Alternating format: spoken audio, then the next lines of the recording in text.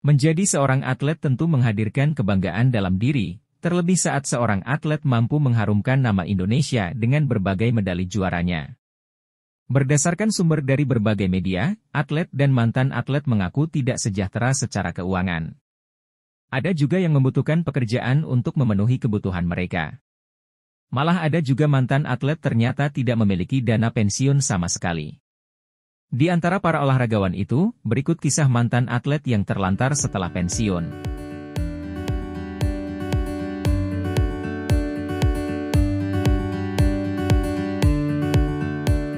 1. Elias Pical. Elias Pical adalah legenda tinju yang berprestasi pada dekade 1980. Ia pernah menjadi juara dunia tinju kelas bantam junior pada 1985. Di masa tuanya, prestasi itu tidak menjamin kesejahteraan Eli. Pada 2017, Eli terkena serangan jantung. Sejak saat itu, kondisi kesehatannya tak benar-benar pulih. 2. Leni Haini.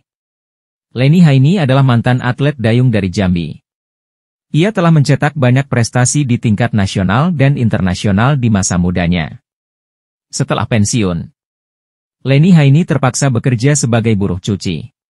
Kadang, ia diminta melatih para atlet dayung dengan honor relatif rendah. 3. Marina Martin Segedi. Marina Segedi adalah mantan atlet pencaksilat. Ia pernah mencetak berbagai prestasi untuk Indonesia, salah satunya medali emas pada SEA Games Singapura 1983. Akan tetapi, Marina malah mesti bekerja keras menjadi sopir taksi setelah pensiun. Ia pun hidup pas-pasan dan mesti menumpang di rumah orang tuanya. 4. Abdul Razak. Perjuangan serupa juga dijalani Abdul Razak, mantan atlet dayung. Razak memiliki segundak prestasi internasional. Ia meraih medali emas di SEA Games Malaysia 1989 dan lolos ke semifinal Olimpiade Barcelona 1992. Meski begitu, hidupnya terlantar kemudian. Ia terpaksa bekerja sebagai nelayan kecil di Sulawesi Tenggara. 5. Hendra Gunawan. Hendra Gunawan adalah mantan atlet balap sepeda. Namanya memang asing di telinga mayoritas masyarakat Indonesia karena ia berkarir sekitar dekade 1960. Beragam prestasi pernah ia torehkan di dunia balap sepeda.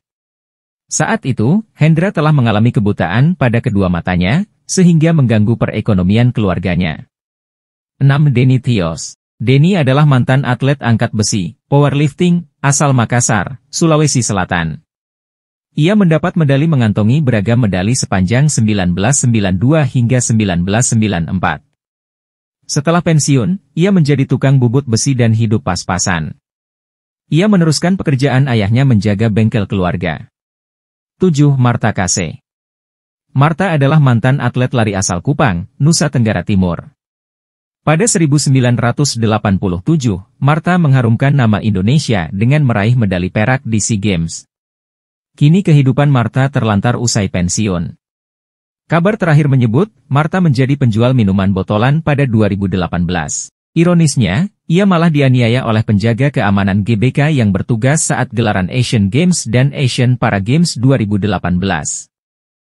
8. Amin Ihsan. Mantan pesenam nasional Amin Ihsan, 42, harus hidup memprihatinkan setelah rumahnya di kawasan Kiara Condong, Kelurahan Kebonwaru, Kecamatan Batu Nunggal, Kota Bandung digusur oleh Pemkot Bandung pada Agustus 2015.